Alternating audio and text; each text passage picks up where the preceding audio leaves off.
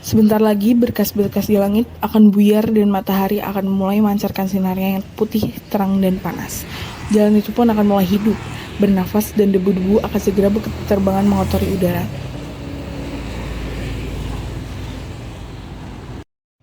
Jalan itu bukan jalan kelas 1.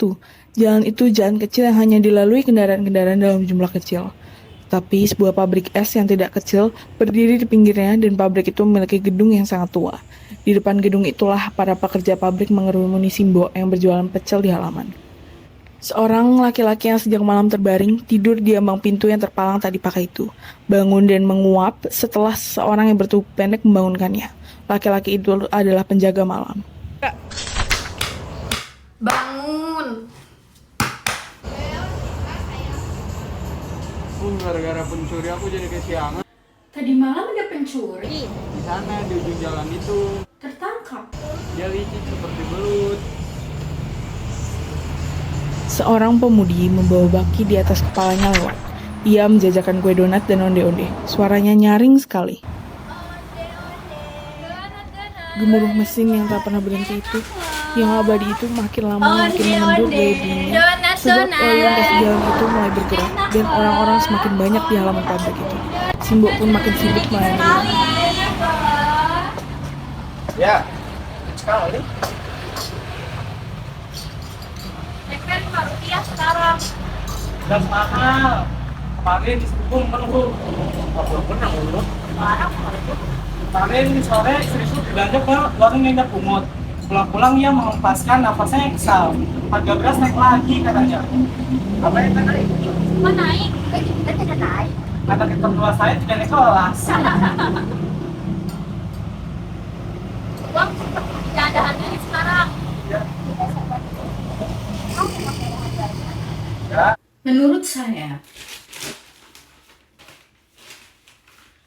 Menurut saya sangat tidak baik kalau kita tak henti-hentinya mengeluh. Sementara masalah penting pada saat ini sedang gawat menatang kita. Dalam seruan serikat kerja, kita pun telah dinyatakan demi menghadapi revolusi dan soal-soal lainnya yang menyangkut negara. Kita harus turut aktif dan bersiap siaga dalam segala-galanya dan yang terpenting untuk perhatian kita. Iya, baru saja saya baca dari koran nih. Korannya bahwa kita harus waspada terhadap penjajah dan kolonialisme. Kita harus berhati-hati terhadap mulut yang manis dan licin itu. Tempe mahal tidak enak rasanya. Beras yang mahal juga soal yang tidak lama. Dulu saya hanya membutuhkan sepeser rupiah untuk sebungkus nasi. Dulu. Ketika zaman normal, iya zaman Belanda, untuk selai kemeja saja hanya membutuhkan selai rupiah. Tapi apa kita mau? Apa kita mau? Ya, untuk apa? Untuk apa kita melamun? Untuk apa kita menghayal? Apakah dulu bangsa kita mengendarai mobil? Sepeda pun hanya 1-2 orang saja yang memilikinya. Kalaupun ada, itulah para bangsawan, para priai dan para antenar yang hanya mementingkan perut sendiri saja. Sekarang lihatlah ke jalan raya. Lihatlah Kendal Permai, Stanplat, pemuda-pemuda kita berkeliaran dengan sepeda motor. Kau punya sepeda?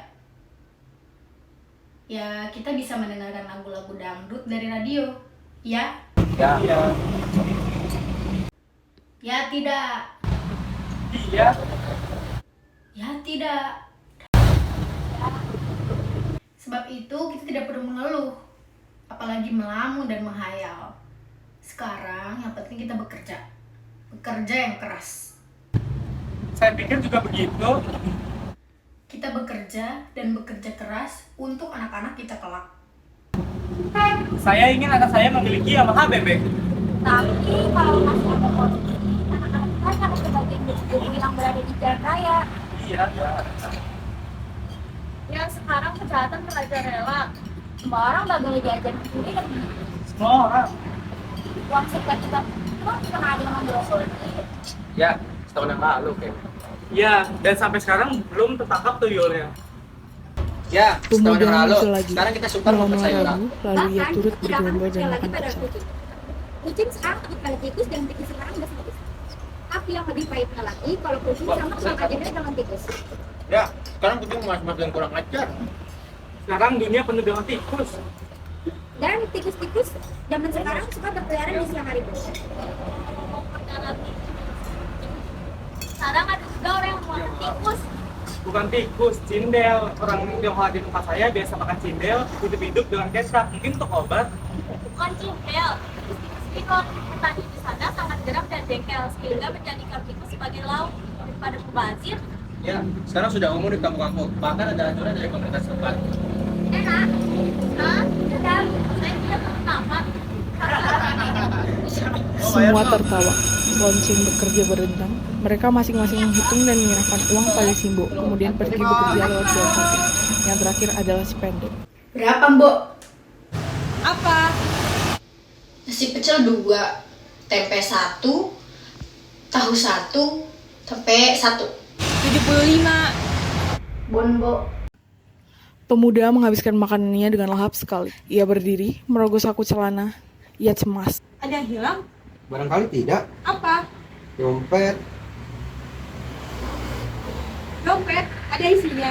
juga surat keterangan penduduk. Tapi, barangkali saya lupa dan tidak hilang. Tadi malam saya menggunakan baju hijau dengan celana lurik hijau. Mungkin dompet itu berada di dalam saku baju hijau itu. Jadi berapa mbak? Nasi 2?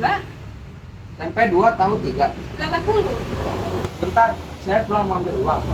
Dompet saya tinggal di dalam baju hijau. Nanti dulu. Tapi dompetku ketinggalan di rumah. Rumah saya tidak jauh dari sini. Ya tapi sebentar lagi saya mau pergi dari sini. Sebentar, Hei, nanti dulu. Bayarlah baru kau boleh pergi. jangan berteriak. Tentu saja saya akan membayarnya. Tapi saya harus mengambil uang dulu di rumah. Mbak tidak percaya? Tunggulah sebentar, saya orang kampung sini juga. Ada apa, Mbak? Dia belum bayar. Tunggulah 5 menit. Hei, Dik, tunggu. Sebentar, saya ingin pulang mengambil uang saya. Saya belum membayar makanan saya. Sebab itu saya ingin pulang mengambil uang saya di rumah. Ya, tapi jangan ingat ingatan. Saya tidak berniat lari atau minggat. Saya hanya ingin mengambil uang saya di rumah. Simba mengizinkan. Saya cuma sebentar. Simba memperbolehkan kau pergi. Simba keberatan kau pergi sebelum kau membayar makananmu. Bagaimana saya dapat bayar? Dompet saya ketinggalan. Ya, tapi jangan main ingat ingatan. Saya tidak berniat lari atau minggat. Dompet saya ketinggalan. Bagaimana saya membayarnya? Di mana rumahmu? Dekat Dekat mana? di kampung ini. Hah? Bos, kenal sama anak itu. Seumur hidup baru pagi ini saya menjumpainya. Tapi kejadian seperti ini kerap saya alami. Dulu saya percaya ada orang yang betul-betul tertinggal uangnya di rumah. Tapi sampai sekarang orang-orang setahu saya itu tidak pernah kembali. Seminggu yang lalu saya tertipu 20 rupiah. Tampaknya gagah dan menyakitkan sekali. Tapi sampai sekarang pecahan makannya belum dibayar. Memang 20 itu tidak banyak, tapi 20 kali 10 adalah tidak sedikit. Saya sudah kapok dan cukup pengalaman. Baru kali ini kau jajan pada Simba, bukan? Ya, Lalu kenapa kau berani jajan padahal kau tahu kau tak beruang? saya beruang.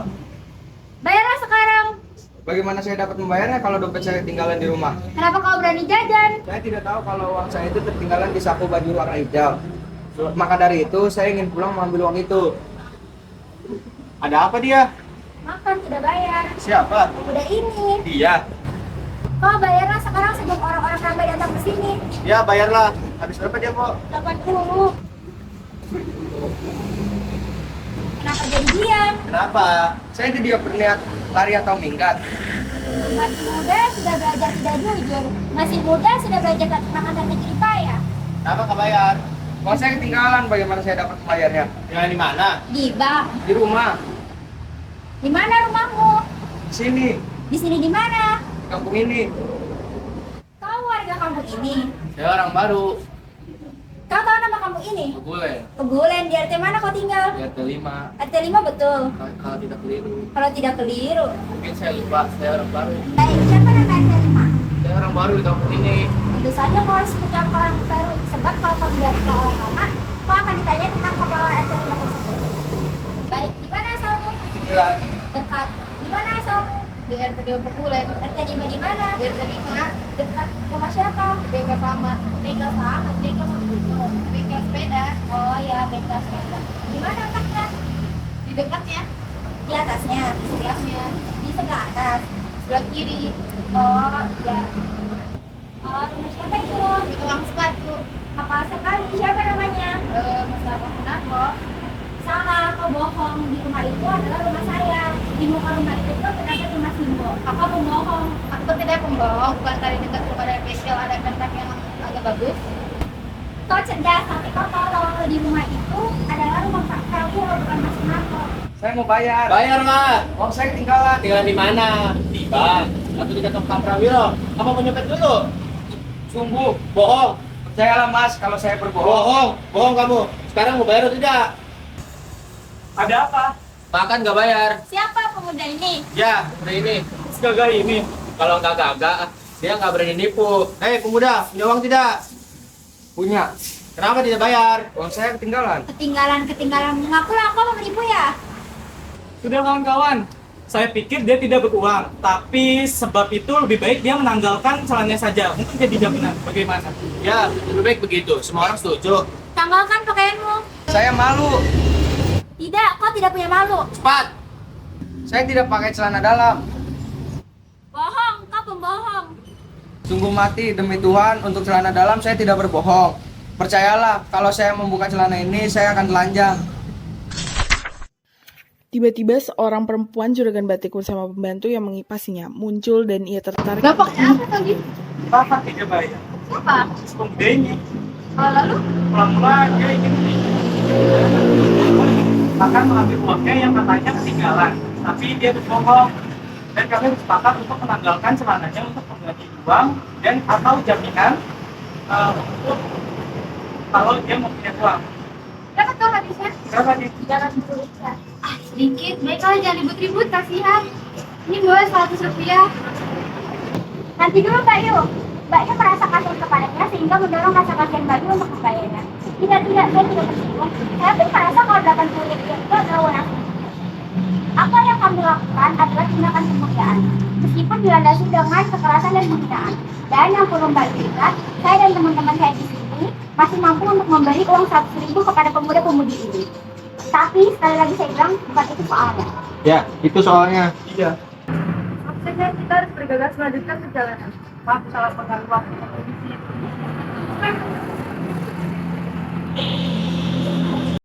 Sombong benar perempuan itu. Mau buka celana tidak? Baiklah, saya sudah berkata dan saya percaya bahwa kau bukan anjing. Oleh sebab itu, kau pasti masih merasa malu. Kalau begitu, tanggalkan saya bajumu. Ya, baju saja. Iya, baju saja. Ayo cepat. Nah, sebentar lagi mata orang-orang di sini akan copot dan melotot. Maka gemparlah muka pabrik ini, sebab ada seorang pemuda yang dipukuli ramai-ramai oleh orang banyak. Semua lepaskan bayi saya, Pak. Lepaskan! Ayo cepat. Saya tidak berkaos. Malu-malu berani kamu, ha? Tak berkaos malu tapi berani menipu. Saya akan melepaskan, tetapi bukan baju melainkan sepatu. Sepatu Ken yang jebol itu. Kau telah membuat dagelan yang lebih berjengkel karena kita tahu. Ya, 1 rupiah pun kan ada orang yang sudi membeli sepatu agun nawasmu itu. Nah, pas itu datang, biarlah dia yang membereskannya. Biar tahu rasa kalau lengannya sudah dipilih oleh Pak Sudi. Ada apa? Makan nggak bayar. Kecil ini. Iya, seperti ini. Oh, sudah kenyang. Terlalu pagi, matahari masih terlalu rendah untuk dihianati. Lalu akan kita apakan dia? Dia harus meninggalkan bajunya. Begitu semestinya, lebih baik makan baju daripada makan tidak bayar, bukan? Lalu, Dia nggak mau ngelepasin bajunya. itu tidak adil. Dia bisa menolak bertelanjang badan, tetapi ia makan tanpa bayar seenaknya. Itu tidak adil. Hei anak muda, kau pemuda Indonesia bukan? Tidak, jangan mengangguk. Kalau kau mengiyakan pertanyaan saya, kau sama dengan mengatakan bahwa pemuda Indonesia itu dibolehkan makan di warung tanpa bayar. Tidak, tanah ini akan menangis mendengar cerita itu. Dengarkan, dulu waktu sehabis perang, saya juga pernah menjadi pencopet tanpa peduli lagi. Tapi malang, tangan ini terlampau kasar. Dan tangan ini lebih suka diborgol dalam penjara. Nah, di tempat yang sepi itu, aku mengakui bahwa aku telah menyakiti hati orang. menyakiti hati dari tanah yang kita cintai ini. Dan pasti Tuhan akan menutup pintunya bagi orang semacam aku. Sebab itulah setelah aku keluar dari rumah yang baik dan mulia itu, kemudian aku menjadi lebih maklum bahwa kita tidak boleh berbuat jahat. Tidak, jangan. Tapi dengarlah lagi. Kalau kau berjalan ke arah barat dari arah sini, kau akan sampai pada perempatan, di mana berderet batang pohon beringin di situ. Dan kau pasti sudah tahu, di belakang batang pohon beringin itu berderet sebuah asrama. Dan kau tahu asrama apa itu? Asrama polisi. Nah, kau suka aku antarkan ke asrama itu? Suka? Tentu tidak ya. Nah, cepat bajumu. Saya malu. Jangan malu-malu. Cepat, cepat.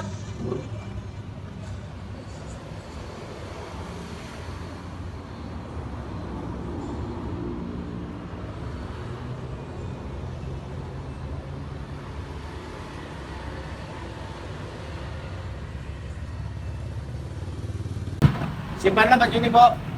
Kalau dia kembali membawa, berikan baju ini. Beres sudah. Ayolah kita bekerja sekarang. Habis waktunya terbuang. Kira kalau baju ini kepada Sindo, saya kurang aman. Bagaimana kalau baju ini diserahkan kepada aku yang kerja yang paling jendela? Baiklah, Bo. Saya terima di sini. Terima segala dulu ya, kalau ada apa-apa saya.